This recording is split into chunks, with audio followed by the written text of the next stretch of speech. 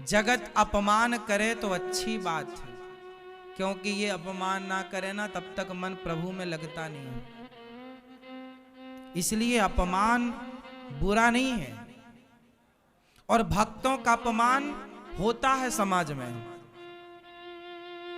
बुरा करने वालों का अपमान नहीं होता, अच्छा करने वालों का भगवान परीक्षा लेते हैं।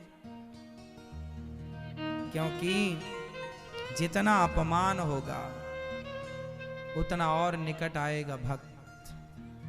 इसलिए आपको ये अपमान भी ईश्वर का प्रसाद मानना चाहिए कि हानि लाभ जीवन मरण यश अपयश विधि हाथ। छोटे से बच्चे को आप 2 थप्पड़ मारो तो वो क्या करता है? जोर से। छोटा सा बच्चा जब अपनी माँ से 2 थप्पड़ खाता है तो वो और माँ के करीब पहुंच जाता है। ये बात सही है कि गलत है? मेरी हर बात को बहुत गंभीरता से बारीकी से समझना पड़ेगा, फील के साथ, भावनाओं के साथ जुड़ना पड़ेगा, तब मेरी बात आप समझ पाएंगे। मेरे एग्जाम्पल भी आप तब समझ पाएंगे जब आपके अंदर फीलिंग होगी, भाव होगा। छोटे से बच्चे को माँ थप्पड़ मारती है तो बच्चा रोता रोता फिर माँ से ही तो लिपटता है।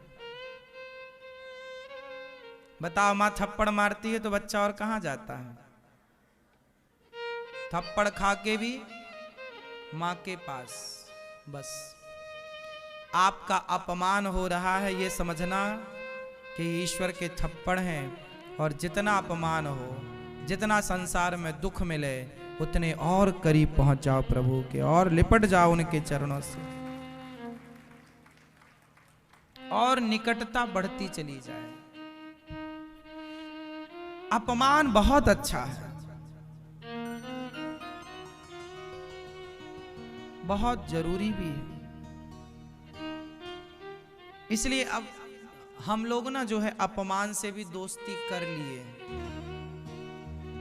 हमारा सम्मान भी आप लोग करते हैं, हजारों लोग सम्मान करते हैं तो कुछ लोग अपमान भी करते हैं। हमें कोई दिक्कत नहीं होती। लाखों लोग सम्मान करने वाले होंगे तो कुछ लोग अपमान भी करेंगे, क्योंकि बैलेंस बना के चलना पड़ता है। सम्मान यदि मिलता है, माता सीता को सम्मान मिला तो अपमान भी तो मिला। राम जैसा पति पाकर सम्मानित हुई तो किसी ने उंगली भी तो खड़ी कर दी, अपमान भी मिला। यही आप ये मत भूलिए कि नहीं जी सारा संसार हमारा केवल सम्मान करे, नहीं हमारा कोई अपमान। कुछ लोग तो बड़े परेशान हो जाते हैं अपमान से। कुछ लोग कहते हैं आपने हमारा अपमान कर दिया। हाँ जी, आप हमारा अपमान कर सकते हैं, आपको स्वतंत्रता है, आजादी है, पर आपका अपमान हम नहीं कर सकते, ना तो हमारे करने का मन है। हम क्यों आपका अपमान करें? कोई हमारा करे तो चलेगा, हम किसी का नहीं करते। बस अपमान और सम्मान को एक तराजू में तौलो। हमारे लिए तो अपमान भी वही है और सम्मान भी वही है। ना तो हमें आपके सम्मान की भूख है और ना तो आपके अपमान से हमें कोई तकलीफ है। हर स्थिति में सम रहो।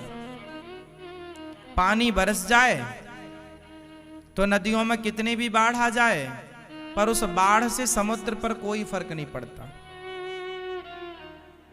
गांव डूब रहे हैं पर समुद्र में कोई फर्क नहीं पड़ता। समुद्र का पानी जितना था उतना ही है, और कितना भी सूखा पड़ जाए तो समुद्र रत्ती भर पानी कम नहीं होता।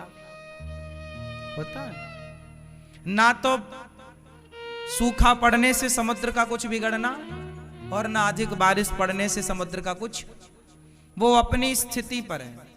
उसी तरह हम भी संसार के अपमान सम्मान का कोई प्रभाव हम पर ना पड़े, हर स्थिति में हम भगवान के चरणों में रहें, भगवान को याद रखें। इस स्थिति तक पहुंचना सत्संग का उद्देश्य है।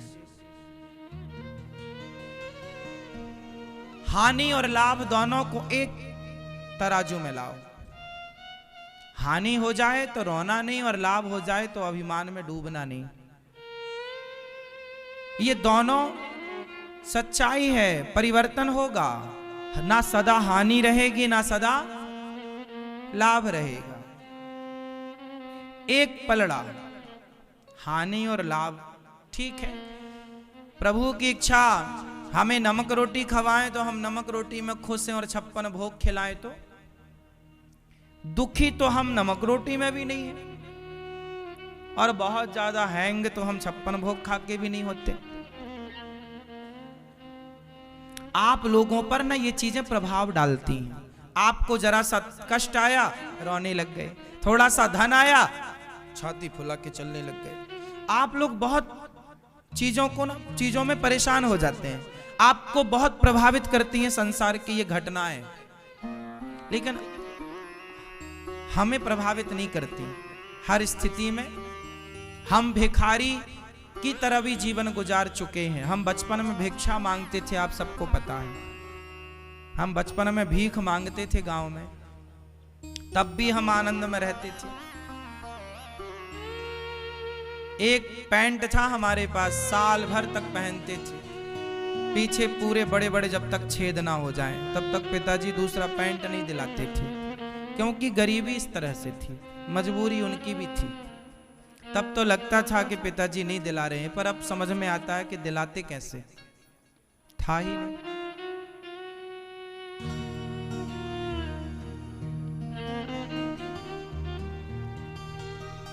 हमारे यहाँ रोटियां कभी बर्बाद नहीं होती थी। रात्रि की बच जाएं तो सवेरे बासी रोटी खूब आनंद से खाते थे। रोटियों का सम्मान बहुत करते थे। हालात सब कराता है, हालात सब कराते हैं। हम तब भी आनंद में थे, आज भी आनंद में हैं। तब भी प्रभु के ही आश्रित थे, आज भी प्रभु के आश्रित हैं। जब ईश्वर ने कुछ नहीं दिया तो भी उनकी कृपा थी, और ईश्वर ने जब सब कुछ दिया तो भी उनकी ही कृपा है। तो दोनों स्थिति एक सी है। तब भी हम वैसे थे, आज भी हम वैसे। हम जब भी लोगों के बीच में बैठते थे अपने गांव में, आज भी बैठते हैं। जिन लोगों के साथ तब बैठते थे उन्हीं लोगों के साथ आज भी बैठते हैं। तब जैसी बातें करते थे आज भी वैसी बातें करते हैं। तब भी हंसते थे आज भी हंसते हैं। तब भी मजाक करते थे अब भी मजाक करते हैं।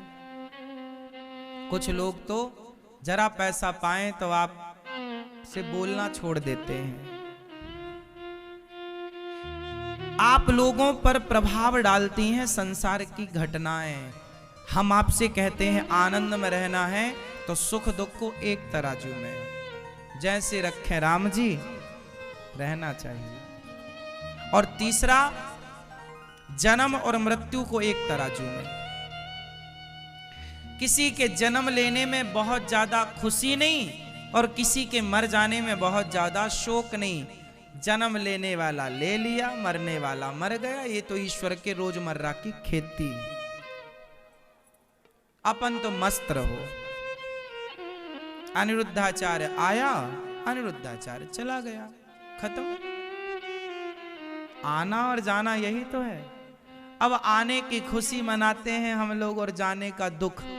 ये तो बैलेंस नहीं हुआ कि आने में हंसे और जाने में रोए। अरे आने में हंसे थे तो जाने में भी हंसो। हंसो, इस बात की खुशी मनाओ कि वो प्रभु के चरणों में चला गया, प्रभु के धाम चला गया, जहां से आया यात्रा पूरी हुई। खुशी का दिन है। लेकिन ऐसे लोग रोने चिल्लाने चीखने में अज्ञानवश गवाते, क्योंकि आपके जीवन में ये घटनाएं बहुत बड़ा प्रभाव डालती हैं। लेकिन जो संत हैं, जो यथार्थ समझते हैं सच्चाई को, उनके जीवन में कोई फर्क नहीं पड़ता। मरना जीना रोज हो रहा है। एक स्थिति पर स्थित हो जाना, आनंद की अनुभूति है ये। ज्ञान क्या है? सुख दुख को एक मान लेना, जीवन मृत्यु को एक मान लेना, हानि लाभ को एक मान लेना, यही ज्ञान है। जो इन तीनों का बैलेंस करके चले, तीनों को एक तराजू पर तौले, एक माने, वो समझदार है। और जो दुख में रोए और सुख में हंसे, जो जन्म में हंसे और मृत्यु में रोए, जो लाभ में हंसे और हानि में रोए, वो अज्ञानी है। आप लोग तीनों घटनाओं से प्रभावित होते हैं, हानि से, जन्म से, और हानि जीवन से और मरण से, यश से और अपयश से। आप चाहते हैं सम्मान तो हो हमारा, अपमान ना हो।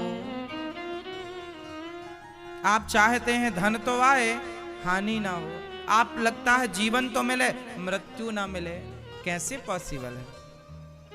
आपका जीवन है तो मृत्यु भी होगी, लेकिन आप मरना नहीं चाहते। यही आपका अज्ञान है। समझदार जो हैं वो सबको एक समान देखते हैं। आपको भी एक समान देखना है। ये जो है यही माया है। आप सुख में दुख में उलझ रहे हैं, यही माया है। हानि लाभ में उलझ रहे हैं। एक काम करो, मेहनत करो, प्लानिंग अच्छी करो, पैसा कमाओ, लेकिन आसक्त मत हो किसी चीज में, मोह में उलझो मत। पैसा कमाना बुरा नहीं है, कमाओ, बिजनेस करो, व्यापार करो, खूब पैसा कमाना चाहिए। परिवार की सेवा करना बुरा नहीं है, खूब परिवार की सेवा करो, सब अच्छा है। पर सब कुछ करते हुए प्रभु का स्मरण बनाए रखो। हर परिस्थिति में आनंद में रहो। समय ये वक्त भी बदल जाएगा, और वक्त बदलने के लिए ही होता है। समय की बात है ना मेरी मां।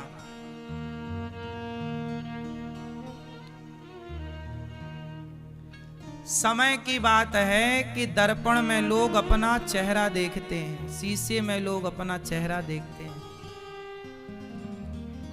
समय की बात है कि लोग अपने घर पर शीशा लगाते हैं, पर वही समय पर जब शीशा टूट जाए तो लोग हटा देते हैं।